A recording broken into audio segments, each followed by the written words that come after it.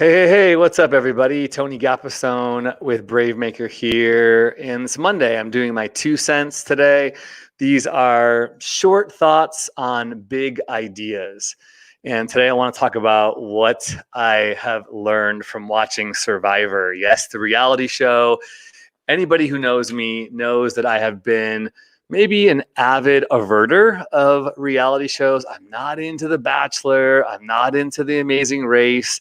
I just haven't been into that kind of stuff. I think partly because my time feels so limited and I really like and enjoy narrative stuff. Like there's not enough time for me to watch films, not enough time for me to watch, and binge TV shows. So I just have not gotten into it. But my wife, huge shout out to Wendy Gapastone, is really into Survivor, The Amazing Race. And of course, now my 3 daughters have gotten into Survivor.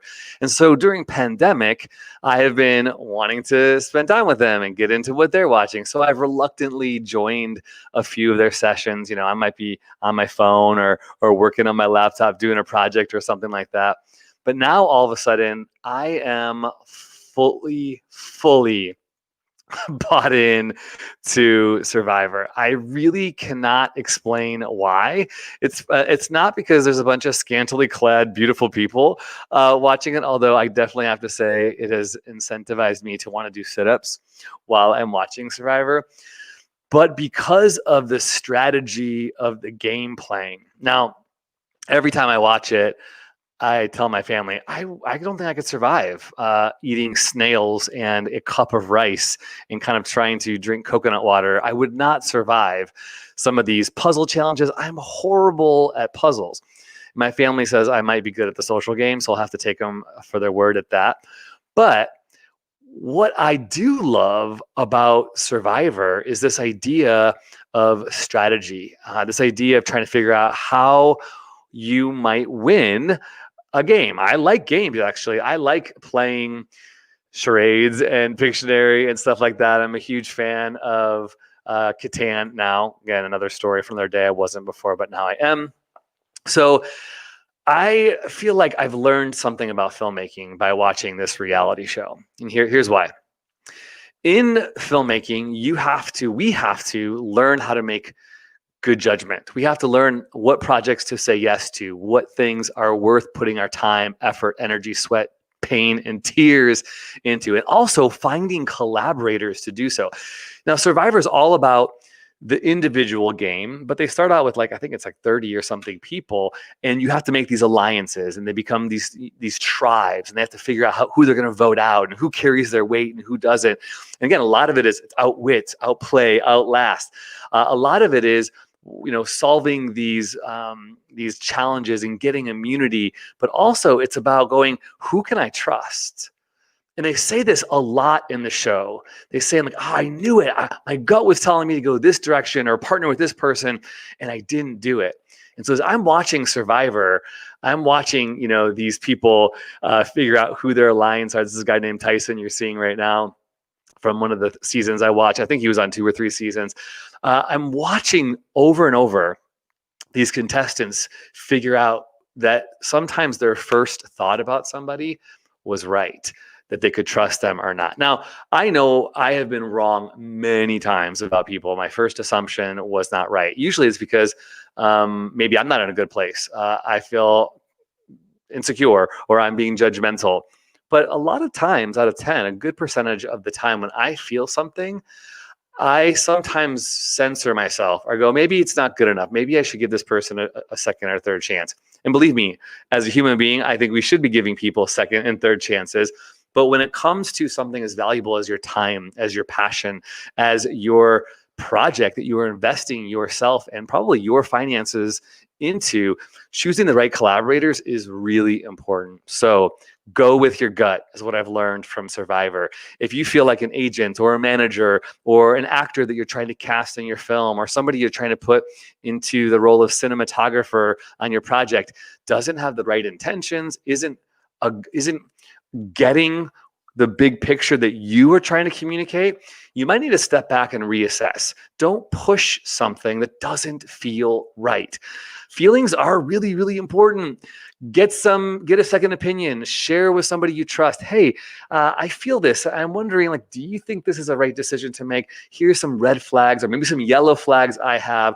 But let me just tell you, as someone who's learned the hard way, sometimes I picked the wrong projects. I picked the wrong people, and it has come to burn me in the butt. So go with your gut.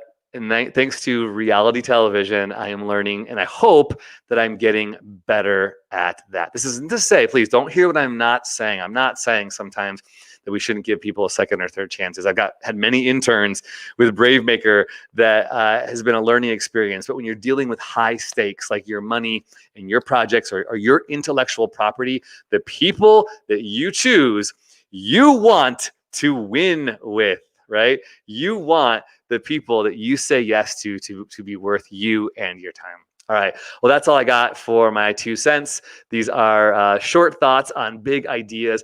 Let me tell you that this Friday, the 18th of December, will be our last live show. If you are not a follower on BraveMaker, please make sure you go and follow BraveMaker.org. We have a special guest director this Friday. Her name is Jen McGowan, and she is the director of a film called Rust Creek.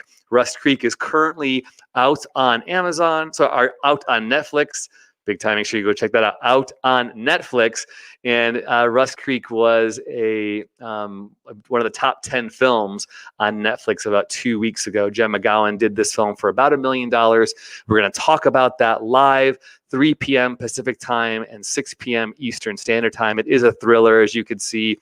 And we highly recommend you get to meet Jen and talk about how she made this very proactive feminist project that is going to be really encouraging for us to learn from. It's beautifully shot. So, hey, thanks so much for tuning in. I really appreciate. Make sure you know that we are a 501c3 nonprofit. All of our work is done because you support us. There's no way that we can do this work without you. So if you go to our website at bravemaker.com, you can donate, and we'll take anything, $25, $5,000. It all helps. We're doing an anti-racism documentary right now. We're working on a mental health project that is all about how we can prevent suicide. And if you've lost, like me, a loved one to suicide, how we can heal, how we can move forward, destigmatize some of these conversations that sometimes are really difficult to have, especially if you're someone like me who comes from a community of faith and there's a lot of traditional views and unhelpful and harmful theologies that surround something as challenging and painful as suicide. That's all I got. Thanks so much for hanging out. This is live, so hello to Jackson. I see you. This is live. I do this on Mondays. Small thoughts on big ideas, and I will be here on Monday, so make sure you follow along on our pages. I'm Tony Gapistone, the founder of BraveMaker, and it's a joy to be doing this work. All right, I'm going to end with our new animated bumper, which is really, really cool. It's made by animator Andrew Davenport, so enjoy. And Brave Stories change the world. You are the story. See ya.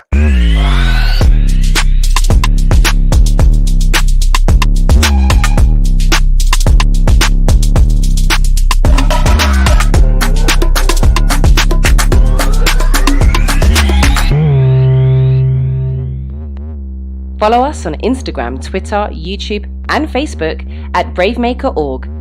Like, subscribe, and share. To become a monthly donor, text the word BraveMaker to 44321 or go to bravemaker.com/donate. Thanks for tuning in.